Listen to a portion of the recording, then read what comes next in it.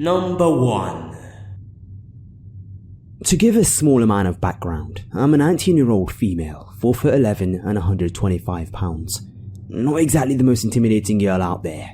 I live in a small city in a somewhat rural province in Canada. Now to the story. This happened a few weeks ago and I debated posting it due to the discouragement of my dad, who happens to be a police officer. The case is no longer deemed active, therefore I thought I'd share it with my fellow Redditors. This thoroughly fucked me up and I'm almost positive that I won't be able to stay alone for at least a few years. Anyways, I had been planning on meeting my friend, we'll call her Jay, at her place, where she lived alone in a small apartment building. I think it's important to note that Jay is a very pretty blonde-haired, blue-eyed, fairly small girl.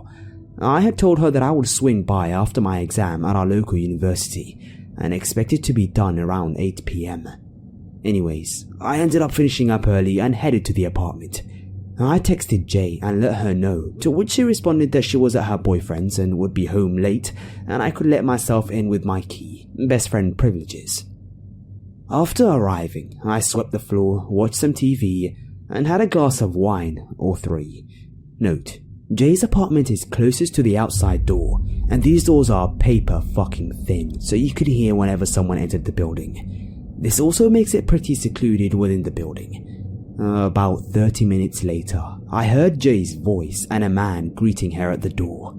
Now, because of this sub, my spider senses were completely tingling. Jay had told me about this potential creeper in her building, and how she always thought that he would murder her someday. Haha, right? Not so much. Anyways, this guy is asking my friend about her day, and I start to relax, thinking reading too many Let's Not Me stories had made me paranoid. Then I hear this guy ask my friend if she's home alone. My what the fuck senses are going crazy at that point, and I knew that I was about to go mama bear. I start to get up and I hear a muffled scream and thrashing. I shit you not, I felt like I was in the fucking Twilight Zone, and all I could remember was my dad saying in his most police officer tone, "Go for the eyes, go for the eyes." I took my keys between my fingers and with no time to text or call anyone, went out the door, and this guy had his hands around my friend's mouth and waist and was pushing her towards her apartment door. I swear I put my keys so far through this guy's eye, I seriously think I blinded this creepy neighbor. He dropped Jay instantly and ran for the door. She obviously was very shaken up, and at this point multiple neighbors were coming out wondering what the hell was happening. I ended up calling my dad and he investigated. The creepy neighbor never came back, and as far as I know he used a fake name for the lease. The most fucked up part of the whole thing was this creepy neighbor had pictures of my friend, myself, and her old roommate plastered all over the damn apartment. And the only thing that was in his apartment was a dirty mattress that this weirdo was sleeping on. Also, in the wonderful apartment of horrors was some rope and a fucking scalpel. Apparently, it's inactive as of now because this guy is probably long gone and possibly blind on one eye. Number 2. I'll start off by saying that I'm not a writer by any chance. I suck at it, but I'll try my best. For a bit of a backstory, my mum was dating an obvious prick at this time. We'll call him Ian.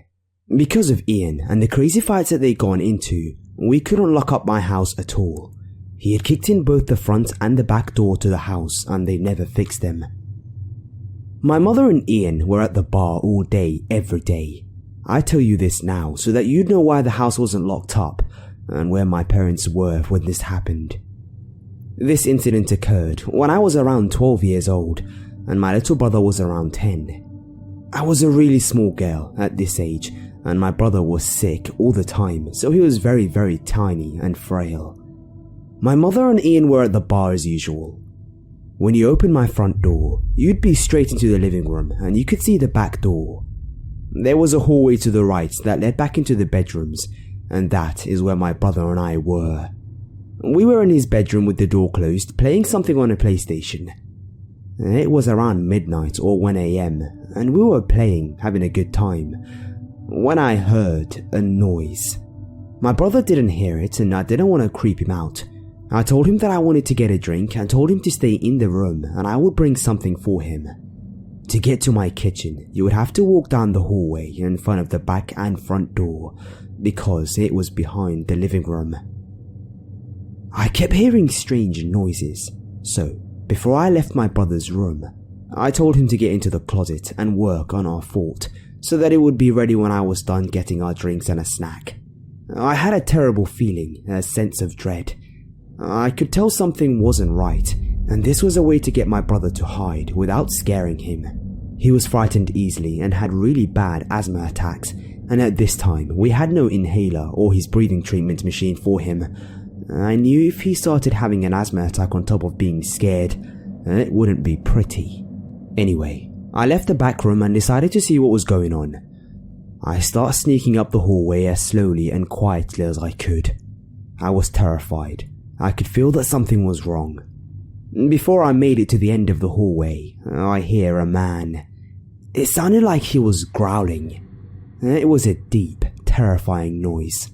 I can't explain it, but the feeling that washed over me damn near made me puke. So, I of course freeze.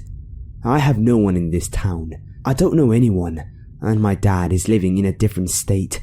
My mum is at the bar drunk as hell. I was sitting there trying to gather the courage to see what was around the corner and going over my options when I hear my brother's door open. He sees me and the look on my face, and then he freezes. I remember his eyes going so wide with fear because he must have heard the growl or whatever it was too. I motion him with my hands to go back in the room and he does. I gathered the courage to peek around the corner, and what I saw still freaks me out to this day. It was horrifying. I saw a man, probably around 6'6" and 300+ pounds, sitting on my couch with a wicked grin on his face. That grin and the look on his eyes will forever be burned in my head. By some stupid luck, the man didn't see me. I slowly, very slowly snuck back to my brother's room. I slowly shut the door and started going over my options. My little brother was already horrified because of the growling noise that this man was making. I'm so thankful that he wasn't the one that saw what was out there. I mustered my brave big sister face and calmly told him that there was a man that I didn't know on the couch, and that he needed to be very quiet and I needed him to be brave and keep his breathing in check. My little brother adored me and looked up to me, so when I told him that I needed him to be brave, he tried his best. I told him not to move, and he didn't. The first thing I tried was the window, but it wouldn't budge. It was completely stuck. I'm making myself stay calm for my brother's sake, but I know what's sitting out there. So, since the window was stuck, I decided to start looking for a weapon. My older brother lived here, and I know that he had swords somewhere, and I'm looking for a weapon. As I'm looking for a weapon, I hear the man sing, "I know you're here." Fuck. My stomach notched up, the hair on the back of my neck raised, and I instantly got a cold sweat. And then I hear it. My little brother had started wheezing. Asthma attack. Fuck. I hugged him, reminded him about being brave, and told him to sit still and focus on his breathing. I started frantically trying to get my window open, but it was stuck. I looked around and started moving blankets when I find my older brother's cell phone that he always forgot. I remember thinking that I was lucky and felt a bit of relief. I immediately called the police and told them what was going on, hysterical at this point but still remaining quiet. The dispatcher told me to remain on the phone so she could hear what was happening when the man started banging on our front door. It had been about 5 minutes into the phone call when this happened, and I could no longer remain calm.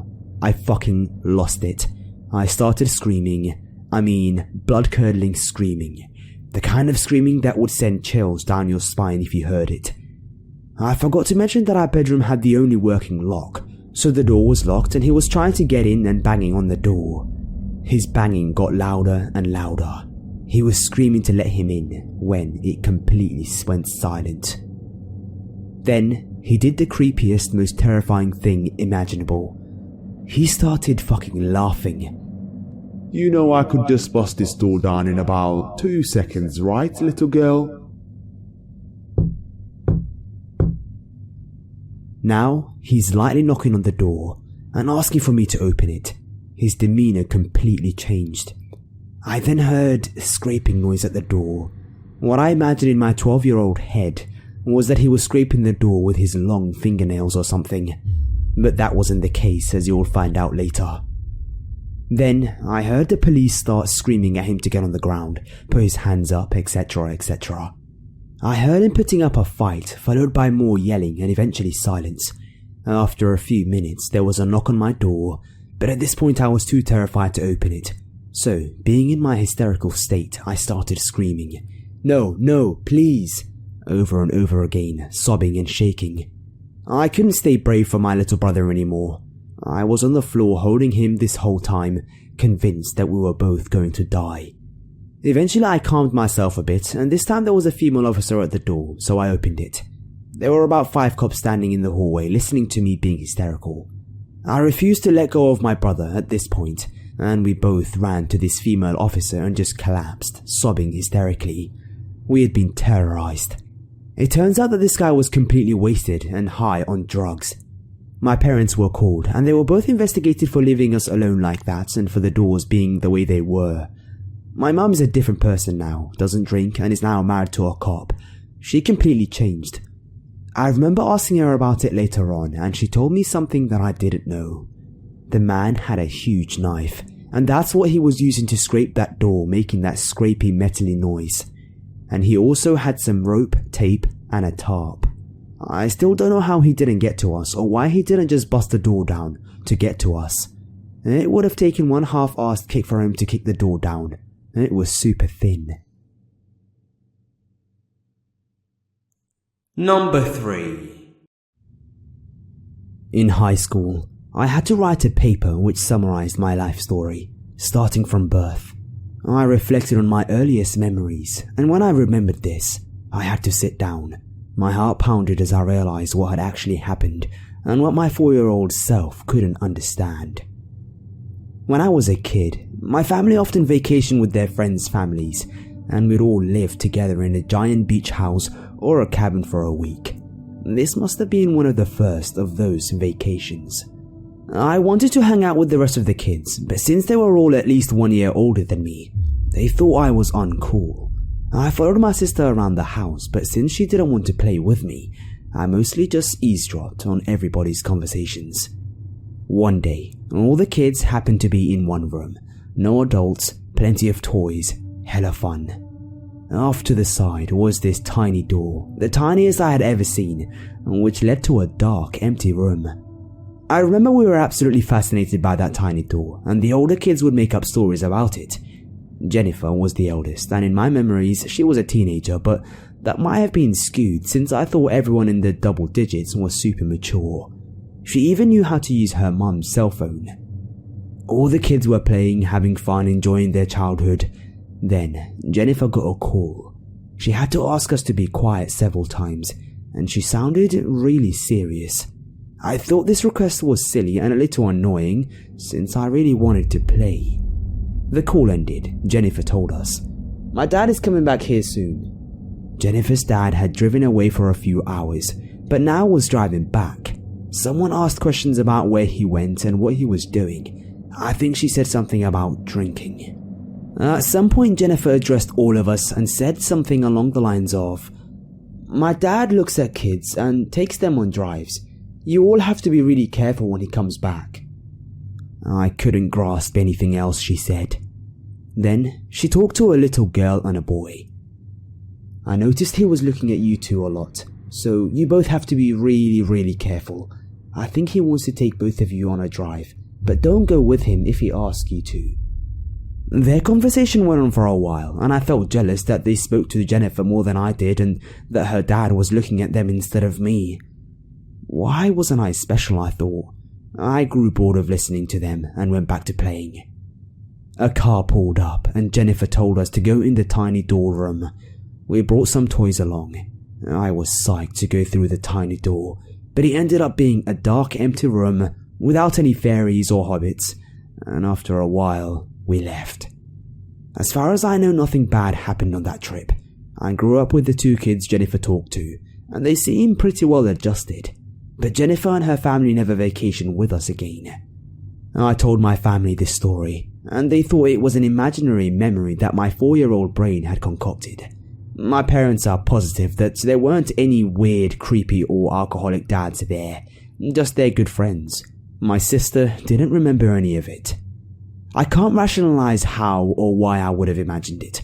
My childhood was great and I had zero concept of pedophiles and alcoholism until I was like 11 years old. Luckily, this experience didn't ruin tiny doors for me in the slightest. Love me some tiny doors. Number 4. I'm a cosplayer. I'm not famous, but I'm well known enough in my city to be recognized once in a while. I wrote a while back about 3 men on a train who tried to attack me. I rarely take the train unaccompanied now, but sometimes I have to. I'd prefer to be able to drive anywhere, but parking in my city is one of the most expensive in Canada, and I'm a freelance photographer by profession and can't always afford to pay $30 for a couple of hours downtown. So, I take the train. My boyfriend had stayed at a friend's the night before and would be meeting me on the other side of town to take me to the photo shoot. I was dressed as Misa and Maine from Death Note. I was taking the train to meet up with a cosplayer who would be Light. I was dressed as Misa, but I was wearing a coat over my outfit and regular shoes. So, besides my big, false lashes and the hem of my leather skirt, there was nothing to indicate that I was cosplaying. It was 5:30 AM, and we were driving to the next town over for the shoot, so we had to get started early. It was a Saturday morning, so most of the people on the train were those heading home from an overnight shift. I actually really like the early hours because usually no one gives me a hard time or even speaks to me, but every once in a while. I had to ride from the second last stop in the northwest all the way to a station in the southwest, so the train crosses half the city. A man got on downtown, 6 stops until I got off. My Light had texted me to say that he was there already. Though there were many empty seats, the man sat directly across from me. Hey, he said. I hadn't had any coffee and wasn't up for a conversation, so I didn't respond. I pretended not to hear him and kept scrolling through Facebook. Hey, he said, louder. I glanced up at him. You're really pretty, he said. I didn't respond verbally, I just nodded slightly to acknowledge I'd heard him. To be honest, I am pretty. I'm not skinny or even super fit, though I'm also not overly heavy anymore, but I do have some attractive features. I'm used to people telling me that I'm pretty, especially when I've done my makeup for a photo shoot. Did you hear me? I said you're pretty. You look really hot. His voice was irritated. I heard you. Yeah, I am pretty, I responded. I was feeling irritable before he started talking to me, lack of coffee and all, and also I didn't really feel like him stating something that was true needed to be thanked. You're not that pretty. He practically snarled this. Vain bitches like you should be taught a lesson. I've gotten this reaction before from men, usually online or from catcallers. There is an idea that people have, and it's that you are only what they say you are. They don't want women to know that they're beautiful unless a man says they are. I rolled my eyes and went back to looking at my phone. 4 stops left. I knew that after the next stop there would be a long portion through a tunnel. The lights were on in the train, so I wasn't worried about him doing anything scary. I should cut that pretty face, he said. A few other passengers had looked up at this point. The guy was speaking loudly. I was a little nervous as well at this point. 3 stops left. A few people got on the train, the last stop downtown. The guy leaned towards me across the train and said, I'm going to fuck you if you get off this train. After my last horrifying experience on the train, this made me really nervous. The guy cosplaying as Light didn't have a car, so we'd be walking to the mall 10 minutes away to wait for my boyfriend. Light's not a big guy. He's an inch shorter than me, actually. Fight me, I said quietly. I don't know why, but I have a tendency to act stupid and tough when I'm afraid. This guy was bigger than me and could probably kill me with little difficulty, but it was now 5:45 AM and I was grouchy and hadn't had coffee. I'm going to break your neck and fuck your face, he said loudly. We were passing through the tunnel now. The train is always very loud in the tunnels, and I don't think any of the passengers could hear him. We get out of the tunnel and approach the next stop. This is the last one before I had to get off. At this next stop though, most of the people also get off. Besides me and the guy threatening me, there are only 2 other people on the train now. A big guy with headphones on and a little older lady. "Back off, man. My boyfriend is waiting for me at the station." I lied. I wish I'd chosen to sit near a door. I'm scared that if I try to get up to get to the emergency call button, he'll just attack me right then and there. No one would want a fat fuck like you, but don't worry, I like them fat. He said this loudly. I'm 150 pounds, 5'6". I'm slightly overweight, but I work out and have healthy eating habits, so my doctor isn't worried at all. "Thistle," I heard someone say loudly. It was the big guy with the headphones. Thistle is the name I use when I'm cosplaying. "I thought that was you. What are you doing up so early?" He walked over to where I was sitting and sat down next to me. I didn't recognize him, but I realized that he'd heard what the guy said to me and is coming to defend me. "Just meeting up with some friends." I tried to keep my voice cheerful. I'm careful to avoid looking at the guy across from us. "Oh, nice. I'm just getting off work. Where are you getting off?" he asks. "Next stop," I reply. "No kidding, me too." The guy across from us leaned back in his seat, though he's still glaring at us. And when we get to the next stop, the big guy gets off the train with me. We meet up with my boyfriend and he walks us to the mall. The creepy guy followed us for a few blocks and then disappeared. I was still afraid, so the guy waited with us until my boyfriend arrived. We wound up giving him a lift home because his stop was actually about 5 further down the line. I don't know if the creep on the train would have actually hurt me, but I'm glad that I didn't have to find out. Number 5. This just happened the other night. I live in an apartment complex on the edge of a bad neighborhood. Our immediate area is pretty good. We have a couple of churches across the street, a retirement home next door, and a grade school on the other side of the street. The rest of the neighborhood for a couple of blocks is normal middle-class homes. But sometimes the area to the north of us leaks. Our complex is gated, but it does fuck all, really, because anybody who wants to get in just waits until a resident opens the gate. I mean, it's whatever. What can you do? Usually, I park in the guest spots just outside the gate, but still in the lot, because I leave for work crazy early and I've been parked in before. Then I can't figure out who it is that parked me in because they've done it before and everyone else is asleep.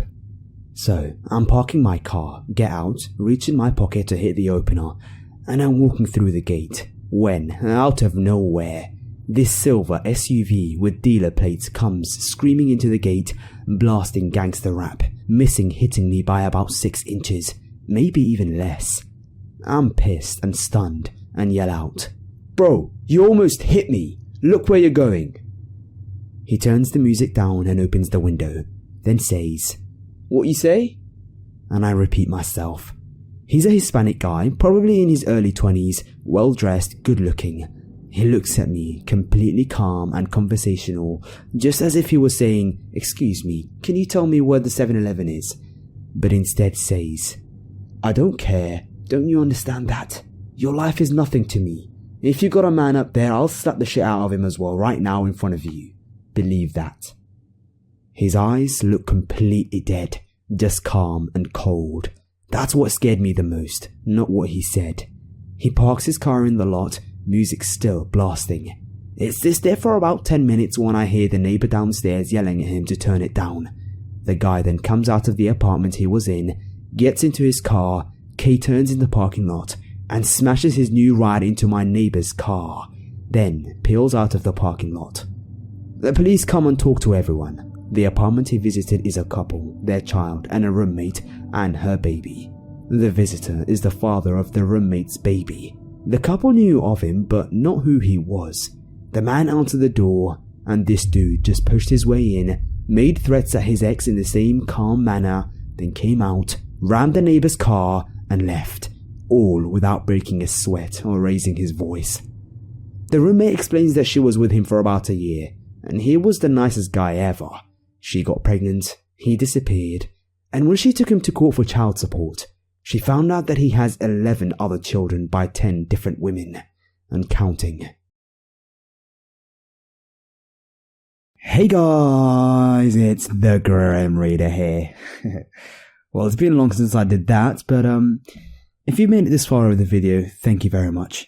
Of course, you know the routine. It actually, nowadays is actually a lot more important, if you know what I mean, to like the videos and to comment and to share them, because YouTube have changed quite a few things, and it helps basically to make the video be out there so more people see it. So I'd appreciate it if you all just press a like and comment and all that good stuff. Also, we've just hit 50,000 subscribers. God damn. Well, thank you once again. I've actually got some new equipment as well, so you should be seeing some good quality stuff coming your way soon. And if you want to stay updated with everything, follow me on Snapchat. It's TGR_Hersey, and from there I can connect with you guys. And I use Snapchat quite often, so it would be awesome if you guys would just follow me there. But with everything that I've said right now, thank you for listening to the video, and I'm probably not going to be doing any more outros just because it takes up more space, and it's going to be the same thing anyway. So, but yeah, thank you very much, every one of you, and look forward to more videos like these.